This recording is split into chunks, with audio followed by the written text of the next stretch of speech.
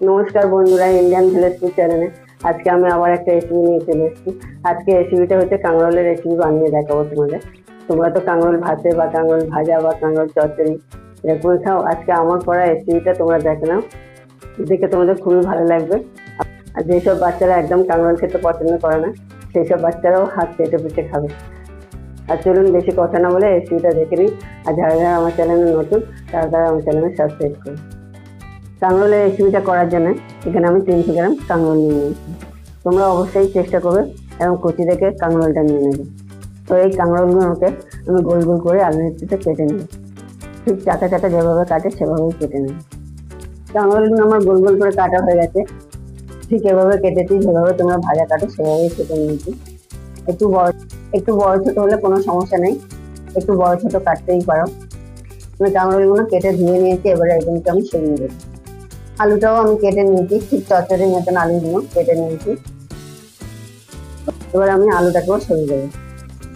এখানে একটা বড় সাইজে আলু ব্যবহার করি। গ্যাসের মধ্যে আগেই একটা কড়া বসিয়ে দিয়েছি, কড়াটা গরম হয়ে গেছে। এবার তেল দিয়ে দেবো পরিমাণ মতো। আমি এখানে সাদা তেল ব্যবহার করেছি, তোমরা পারলে সরষের তেলও ব্যবহার করতে পারো। তেলটা গরম হয়ে গেছে, কাঁকরোলগুলোকে এবার দিয়ে দেবো। কাঁকরোলগুলোকে আমি ভালো করে নাড়িয়ে ছিঁড়ে দেবো। নাড়িয়ে ছিঁড়ে কাঁকরোলগুলোকে আমি 1 মিনিট করে ভেজে নেবো। এখন এটাকে আমি 1 মিনিট ভাজবো। কাঁকরোলটাকে আমি 1 মিনিট ধরে ভালো করে ভেজে নিয়েছি। এবার কাঁকরোলের মধ্যে কেটে রাখা আলুগুলোকে ছেড়ে দিয়ে দেবো। আবারও আমি নাড়িয়ে ছিঁড়ে ভালো করে ভেজে নেবো। ঠিক আমি এখনো ঢাকা দিইনি, গ্যাসটাকে তোমরা কমিয়ে দিয়ে ভাজবো ভালো করে। এবার কাঁকরোলের আলুটাকে আমি 2 মিনিট ভালো করে ভেজে নেবো। 2 মিনিট ভাজার পরে আবারও আমি নাড়িয়ে ছিঁড়ে ভালো করে দেবো। দেখতে পাচ্ছেন আলুটার গায়ে এখনো আমার খুব একটা ভালো হয়নি। এবার কাঁকরোলের আলুটাকে আমি ঢাকা দিয়ে দেবো, 4 থেকে 5 মিনিট এভাবেই ভেজে নেবো, যাতে সিদ্ধটা ভালোভাবে হয়, তার সাথে ভাজাটাও ভালো হবে। 4-5 মিনিট পরে আবার ঢাকাটা খুলবো। আমি ভালো করে নাড়িয়ে চিনি দেবো কাঁকরোল আর আলুটাকে। 4-5 মিনিট আগে আমি একবার নাড়িয়ে চিনি দিয়েছি, তোমরা মাঝে মাঝে নাড়িয়ে চিনি দিয়ে ভালো করে ভেজে নেবো।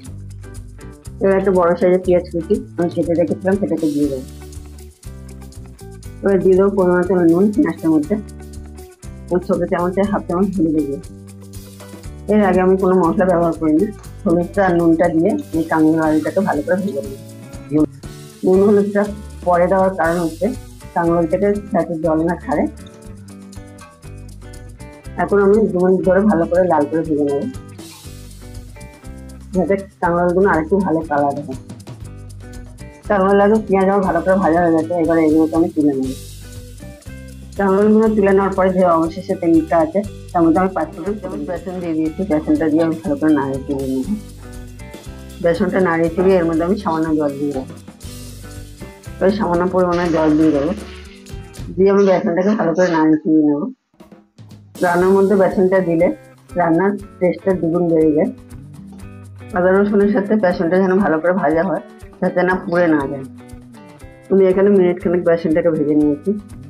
এবার কেটে রাখা কুচি করে টমেটোগুলো আমি দিয়ে দেবো, একটা বড় সাইজের টমেটো, সেটাকে কুচি করে নিয়েছিলাম, দিয়ে দিয়েছি বেসনটার সাথে। এবারে ভালো করে নাড়িয়ে চিড়িয়ে নেবো 1 মিনিট ধরে। আমি এখানে টমেটোটা কুচি কুচি করে নিয়েছি, তোমরা পারলে পেস্ট করে নিতে পারো।